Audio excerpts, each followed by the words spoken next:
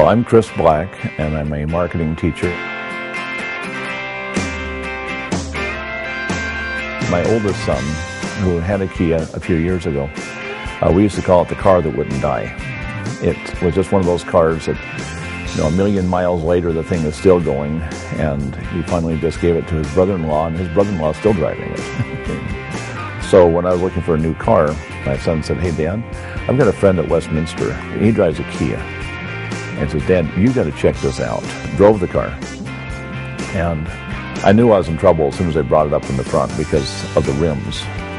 The rims, the last time I'd seen those rims was on a concept car that I'd seen, and they were beautiful rims. I love the details.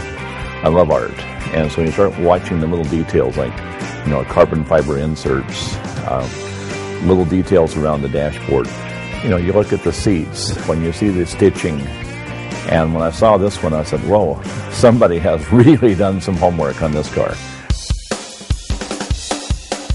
My wife's cousin flew in from California, and I picked him up out of the airport. He asked if I had time to take him out to see the racetrack. So we drove out there, and we were watching these cars. And then this red and white car went by, and I thought, what is that? I realized it was an Optima.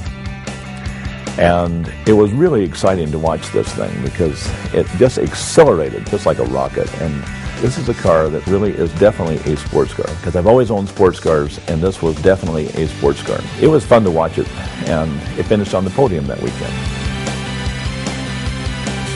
I've owned a lot of really nice cars in my lifetime.